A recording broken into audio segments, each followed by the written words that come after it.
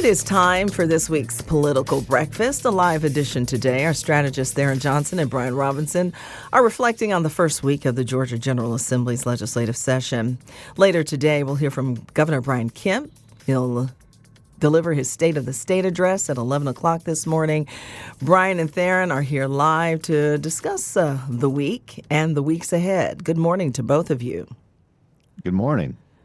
Good morning. Good morning. The last time we heard from you, you were all at Eggs and Issues, and we had a few technical difficulties, but just wanted to... There were 3,000 cell phones in that room. And absolutely. It really difficult. Yeah, absolutely. But quickly, just give me a summary of what you heard and what you didn't hear and what you hope to hear from the governor today. Brian, you first. Well, I think we heard the governor talked about his main issue of his second term, which is going to be litigation reform. He focused on that. I think we're going to get a more detailed message on that today during the State of the State address here on day 4 of the legislature. And I hope to hear some storytelling about businesses that have come to him, particularly those businesses that have footprints that go across the region, because they can then say, look, Georgia is an outlier. The lawsuits against us in Georgia are multiplying faster than they are in other states, and the payouts, these runaway jury verdicts, as Kemp calls them, are going up faster in Georgia than in other states. And of course, we're very proud of being the #1 state for business. We're very proud of the fact that we've had all of this economic development success. This is something that site selectors are going to look at, like the legal climate in the state. So he's going to put forward, I think, a vision that's got more meat on the bones than what we heard at Eggs and Issues, even though he definitely foreshadowed all of that in that speech as well. Tharon, how about you? Well, Lisa, I had the honor to hear the governor speak on Monday at the Atlanta Rotary. And like Brian said, I mean, that was sort of a prelude of what we heard at Eggs and Issue. But he also talked a lot about what he's going to probably get into more details about today as far as his tax cuts. We know he has a $16.5 billion surplus. And so he's announced a $1 billion tax refund. And he's also announced a really, really large number, $1 billion for infrastructure projects. And you just talked about, what's going on at LA. We know we've had some water main breaks in DeKalb and other areas in the metro region. And so I think this infrastructure announcement was really good. But he also talked a lot about public safety. He complimented Mayor Dickens and Atlanta Police Chief Darren Shearbaum for staying focused and completing the Atlanta training facility. And so I think today, as Brian mentioned, we'll hear a lot more about tort reform and how he plans to get that passed. We have not seen the bill just yet. A lot of people are speculating and talking about what they've heard that's in the legislation, but we'll get that legislation out probably, if not today, tomorrow or early next week. And then lastly, Lisa, once the session convenes tomorrow, that will be the last day that we're sort of down in the Capitol as far as legislators. And then you go into budget week next week. And then that's where all the committee chairs, which now everyone has a committee. The Senate got their committee assignments on Monday, and the House got their Senate committee assignments yesterday. And so there's a lot of new people, a lot of current people that have stayed in the same positions, but you'll see the real work begin as sort of carving up a lot of these initiatives. And then lastly, of course, we talked about this on Political Breakfast, but he announced $600 million of additional money to the Georgia prison system. We've talked at length about some of the challenges there. What was the vibe among legislators and business leaders now that President-elect Donald Trump will take office come Monday? Brian? It's interesting, Lisa, that President Trump really wasn't mentioned at all on Eggs and Issues. And I think that's actually kind of how it's always been. It is a event that is very state focused. There's not a lot of reference to the federal government in those events.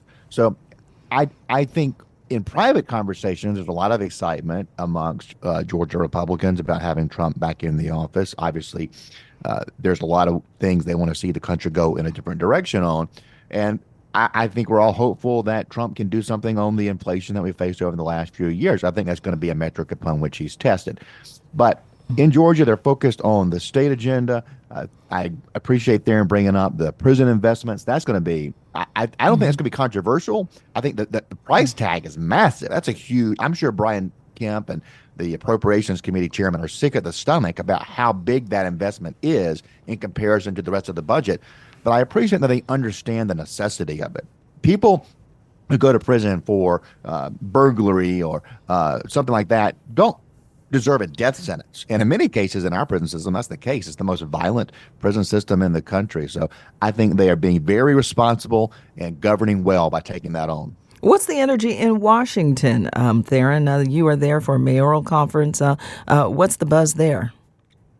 Well, real quick, shout out to Lindsey Strickland, who I know is good friends with Brian. The Georgia World Congress Center, Lisa did a wonderful job. The previous accident issue was at the Mercedes-Benz Stadium. It was good, but I'm glad it's back at the World Congress Center.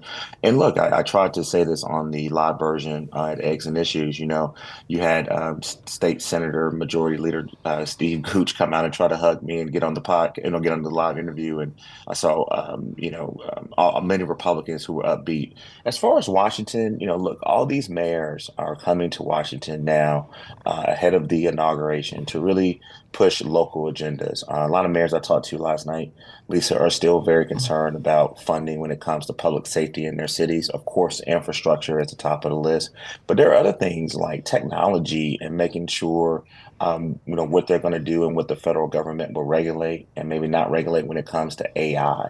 And then a lot of them, of course, Lisa, are talking about housing, affordable housing. How can the federal government work with them? So a lot of them will go over and see President Biden. President Biden will actually be addressing the mayors on tomorrow. And I'm sure that a lot of them will stay here for the inauguration on Monday, and some will leave. All right. What about the agenda here at home, Brian? Let's hear your wish list again. What do you hope legislators get to first? Well, I think Tharon and I both agree that the time has arrived to do something on sports betting because 39 other states have now legalized it. It is a rational move in this particular situation. I know that there's some people who just don't like betting at all. I understand that. And the fact is, you can bet now illegally, and the state has no enforcement mechanism to stop you. They have no way of knowing that you're doing it. Legalizing it allows us to capture tax revenue. Think of all of the Indiana and Ohio residents and Chicago residents will be in the Mercedes-Benz Stadium on Monday night for the College Football National Championship who could be betting legally and paying tax dollars toward pre-K classrooms. That would be fantastic. And it allows for some guardrail. So that's something that I would love to see get some attention and get some motion. All right, we'll see where it goes. Thank you, both of you, for waking up this early and checking in as always. Good morning. Happy holiday weekend, everyone. And happy Founders Day to you yesterday, to all the AKAs as well, Lisa. Oh, thank you so much, Tharon. Thank you so much. All right, we'll talk soon. Thank you. Amplifying Atlanta, this is WABE 90.1. Our time now is 7:30, and the news is next.